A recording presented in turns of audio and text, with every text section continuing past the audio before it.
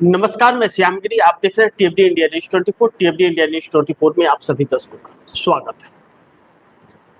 मोदी शुरू से प्लान बनाते रहे। जब 14 में आए तो पार्लियामेंट के सीढ़ियों पर सो गए लंबा होकर के, और अंदर गए तो संविधान को माथे पे ठोक दिया और ठोक करके कहा कि अब संविधान की जरूरत नहीं और पार्लियामेंट में अब पंचायत की जरूरत नहीं, सिर्फ मेरा सुना जाए और मेरा ही आदेश सब कुछ होगा।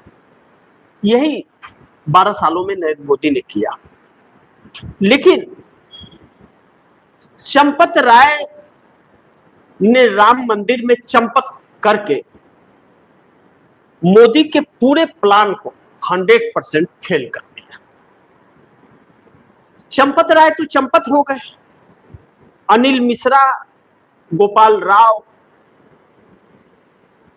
को सबने चंपत राय चंपत कर दिया सबको। अब जो विश्वास टिका हुआ था नरेंद्र मोदी पर कि मोदी है तो मुमकिन है, और मोदी जो कहते थे वह लोग उनके अंधभक्त सुनते थे, उन उम्मीदों पर भी पानी फिर गया। वह प्लान भी फेल हो गया। अब देशभक्ति और हिंदुत्व जो एजेंडा था नरेंद्र मोदी का, और इसे ही धार बनाकर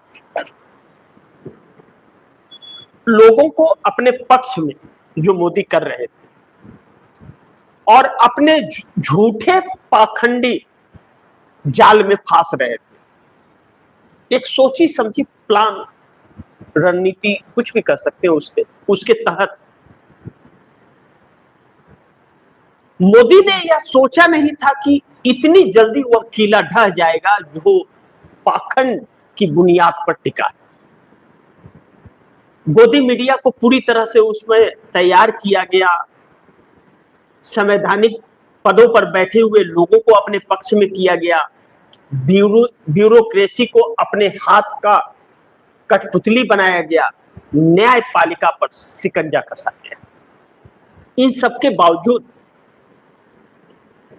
अगर मोदी का प्लान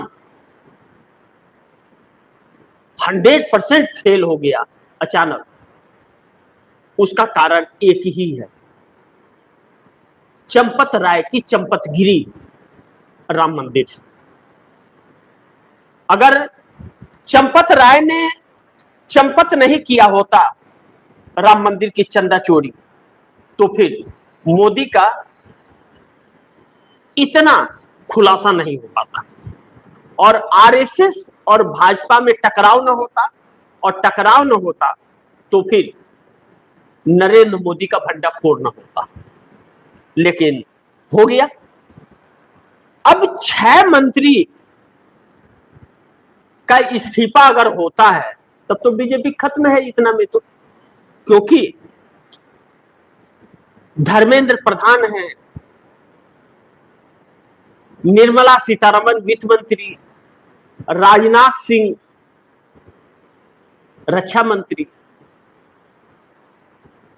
नितिन गडकरी सड़क परिवहन मंत्री, एथेनॉल मिलाकर के पेट्रोल दे रहे हैं और बैंड बजवा रहे हैं मोदी का, एस जयशंकर हैं और हरदीप सिंह पुरी। लेकिन 162 एकड़ जमीन का घोटाला करके मध्य प्रदेश के मुख्यमंत्री मोहन यादव ने अमित शाह और मोदी दोनों की लंका लगा दी। इन 6 मंत्रियों का इस्तीफा होते ही बीजेपी के अंदर कोई भी, जब यह कुछ जानने वाले थे तो लूट लिया, तो अब कौन सा नवरत्न निकालेंगे बाहर, यह तो देखना बड़ी महत्वपूर्ण होगा। लेकिन पीएम दफ्तर में बैठकों का दौर और चिंतन मंथन जारी है।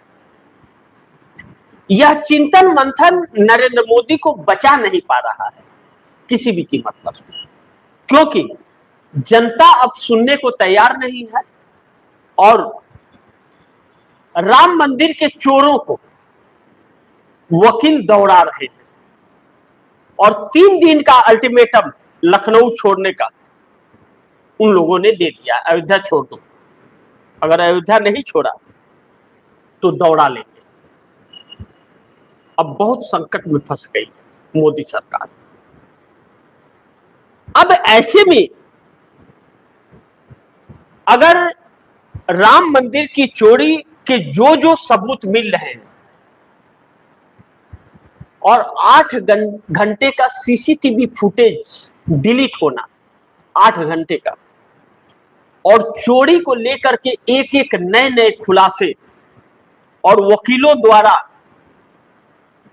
बैठक करके यह निर्णय लेना कि इन चोरों का केस कोई नहीं लड़ेगा और अयोध्या जल्द से जल्द यह छोड़ दे, अल्टीमेटम दे देना 3 दिन का।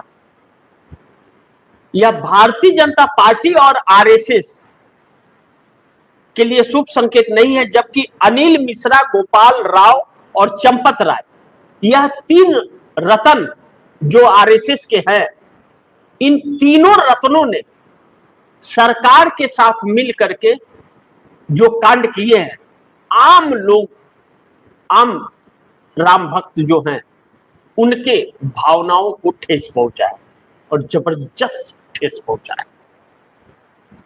अब आने वाली की तादाद भी कम हो गई और चढ़ावा अब ना के बराबर हो गया है। तो इन लोगों की दुकान पैक होने की नौबत आ गई और नरेंद्र मोदी की सत्ता पैक होने की नौबत आ गई। ऐसे में अगर चंद्रबाबू नायडू एनडीए छोड़ने का फैसला कर ले 18 सांसदों के साथ और leader of opposition Rahul Gandhi के संपर्क में आ जाए चंद्रबाबू नायडू, तो फिर आप दर्शक सोचिए कि इस सरकार के लिए कितनी बड़ी संकट है। अब कुछ लोग कहेंगे कि क्या दिक्कत है, 20 टीएमसी के टूट के आ गए, 6 उद्धव ठाकरे के टूट करके आ गए, बाकी सब हैं।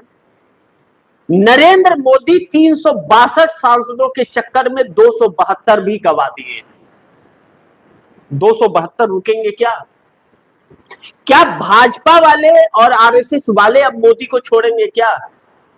उनको कुर्सी पे बैठने रहने देंगे क्या? चंद्रबाबू नायडू राहुल गांधी की सेना से संपर्क कर रहे हैं। डीके शिव कुमार और रेवंत रेड्डी के साथ दिख रहे और बयान उनके दौड़ रहे हैं और राहुल गांधी के तारीफ में वह बयान देते हुए थक भी नहीं रहे। नीतीश कुमार लगातार पैतरा बदल रहे हैं। नरेंद्र मोदी का अब वह डिलिमिटेशन बिल जीवन में अब पास नहीं हो पाएगा। और ममता बनर्जी ने जो एफआईआर कर दिया, ममता बनर्जी की एक एफआईआर ने 60 विधायक और 20 सांसदों के होश उड़ा दिए और उन 20 सांसदों में मंत्री पद को लेकर के आपस में टकराव शुरू हो चुका है। कौन कब निकल करके गायब हो जाएगा यह कोई नहीं जानता और उनके ऊपर शिकंजा जो कस रहा है वह शिकंजा भी मोदी के लिए घातक होने वाला है। चंद्रबाबू नायडू अब डिलिमिटेशन पर मोदी का साथ देंगे नहीं देंगे, या तो मानसून सत्र में डिलिमिटेशन बिल आएगा तो पता चलेगा, लेकिन चंद्रबाबू नायडू मोदी के साथ अब नहीं रहेंगे, यह तय होता हुआ नजर आ रहा है। जिस तरह से कांग्रेस के साथ उनकी नजदीकियां बढ़ने लगी है। चंद्रबाबू नायडू अपने बेटे नारा लोकेश को सीएम बनाना चाहते थे, खुद इस्तीफा देना चाहते थे। अब मोदी अगर 6 मंत्री का इस्तीफा लेते हैं और चंद्रबाबू नायडू को मंत्री नहीं बनाते तो भी दिक्कत, और बनाते हैं तो क्या चंद्रबाबू नायडू उनका साथ देंगे, यह भी दिक्कत, कंफ्यूज वाली परिस्थिति। क्योंकि चंद्रबाबू नायडू अपना राजनीतिक कैरियर खत्म करके इस सरकार का हिस्सा नहीं बनेंगे, क्योंकि जान गए कि अब यह सरकार नहीं बचने वाली और चुनाव आयोग की चोरी भी अब चलेगी नहीं, क्योंकि जेनजी जिस तरह से सड़कों पर आ चुका है अब वह जेनजी रुकने वाला नहीं है, क्योंकि संसद आवारा हो गया है तो सड़कें सुनी नहीं आवाज बुलंद करने। ऐसे में चंद्रबाबू नायडू ने अपना रास्ता तलाश लिया। राहुल गांधी की सेना से मुलाकात भी कर ली, बातचीत भी चल रही है, और चंद्रबाबू नायडू दूसरी तरफ ममता बनर्जी को भी सपोर्ट कर रहे हैं और नीतीश कुमार से लगातार संपर्क में है। इन दोनों बैसाखियों को, नीतीश और नायडू को इस्तेमाल भरपूर किया नरेंद्र मोदी ने, और इस्तेमाल करके इनके कद को छोटा करने का जो कोशिश किया, वही कोशिश नरेंद्र मोदी के सपने को चकनाचूर कर रही है। डिलिमिटेशन बिल अभी 362 सांसद पूरे भी नहीं हो पाए थे, मात्र 318 हुए थे, लेकिन डीएमके के सपोर्ट में आने से, डीएमके से बातचीत होने के बाद जो समाजवादी पार्टी को तोड़ने की कोशिश की जा रही थी, राम मंदिर में चंपत राय के चंपत कर देने के बाद, चोरी कर लेने के बाद और खुलासा होने के बाद, अब डीएमके भी मोदी के सपोर्ट करेगी, इस बात की गारंटी नहीं है। और समाजवादी पार्टी को तोड़ना तो दूर, अपनी सरकार बचा लेना भी मुश्किल है। ऐसे में चंद्रबाबू नायडू एनडीए छोड़ेंगे 18 सांसदों के साथ, क्योंकि राहुल गांधी की सेना से संपर्क कर लिया गया है।